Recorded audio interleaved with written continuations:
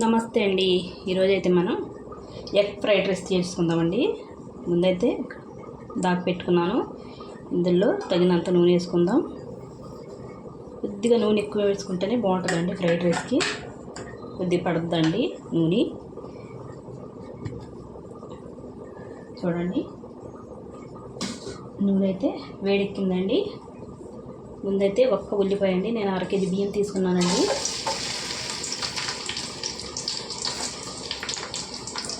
ఉల్లిపాయలండి, ఒక్కటేనండి ఉల్లిపాయ. పచ్చిమిరపకాయలండి, ఒక 7-8 వేసుకున్నానండి పచ్చిమిరపకాయలు అయితే.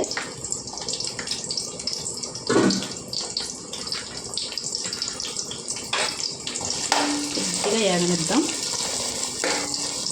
మరీ ఎక్కువేం అవసరం లేదండి, కొద్దిగా ఎగితే సరిపోద్ది. చూడండి, ఇలా విడివిడిగా అవుతే కొద్దిగా వేగిపోయినట్టేనండి ఉల్లిపాయలు. ఇప్పుడైతే మనం చిన్న క్యాబేజీ ఉంటుంది కదండి, అందులో సగం క్యాబేజీ అండి.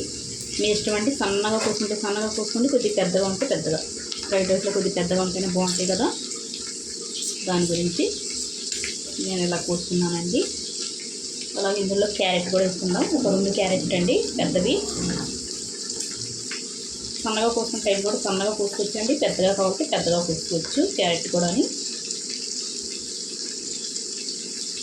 ఇది నా స్టైల్ అండి.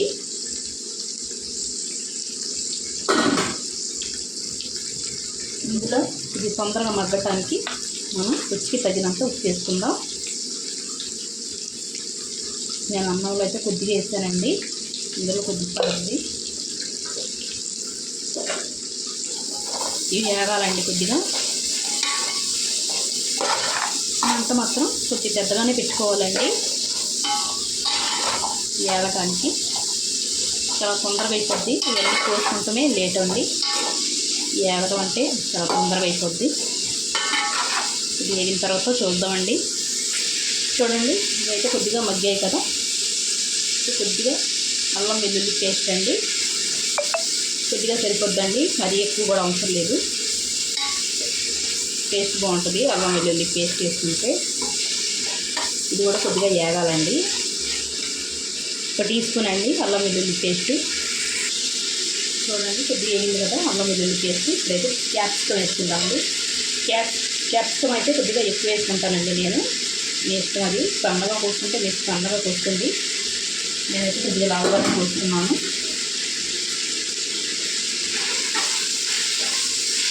క్యాప్సికం అయితే మంచిది కదండి, తినడానికి తింటే మంచిది. అందులో కొలాజిన్ ఎక్కువగా ఉంటుంది కదా క్యాప్సికంలో, దాని గురించి నేను ఎక్కువ వేసుకుంటాను. తొందరగానే ఉడికిపోతాయండి క్యాప్సికం అయితే, కొద్దిగా మెత్తపడాలి కదా. అలాగే చూడండి, కరివేపాకండి ఇప్పుడు ఎక్కువ వేసుకుంటే బాగుంటుందండి కరివేపాకు.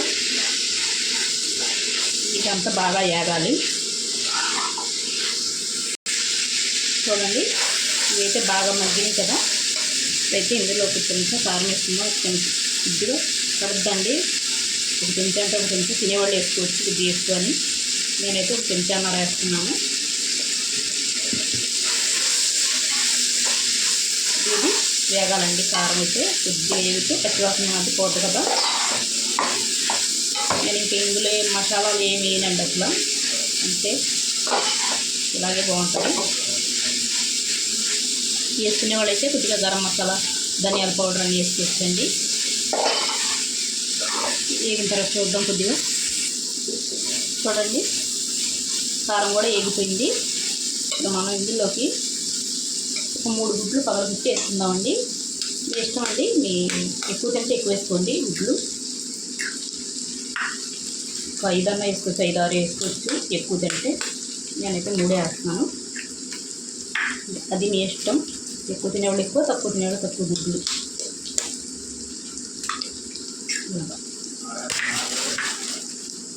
ఇదంతా బాగా కలిపిస్తున్నామండి. మంట మాత్రం పెద్దగానే ఉండాలండి. ఇంత బాగా కలిపిస్తున్నాం. అలాగా చూడండి, ఇలాగా విడివిడిగా ఎగిపోవాలి గుడ్డు అన్నది బాగా. అలాగైతే గుడ్లో వాసన అన్నది ఉండదండి, నీచు వాసన లేకుండా ఉంటుంది. ఇందులో ఇప్పుడు అన్నం వేసుకుందాం, తెల్లన్నం.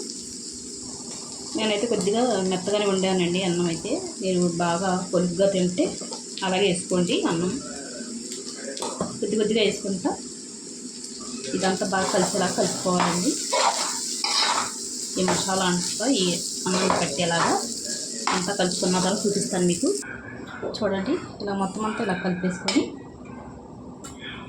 లాస్ట్లో కొత్తిమీర వేసుకుందాం. కొత్తిమీర వేసుకొని కలుపుకుంటే చాలా టేస్టీగా ఉంటుందండి. చూస్తారు కదా, ఎంతో ఈజీగా మన ఇంట్లోనే ఎగ్ ఫ్రైడ్ రైస్ చేసేసుకోవచ్చు. ఇందులో కాంబినేషను చికెన్ కర్రీ అండి. ఉంటానండి ఎగ్ ఫ్రైడ్ రైస్. వీడియో నచ్చితే లైక్, షేర్, సబ్స్క్రైబ్ చేసుకోండి.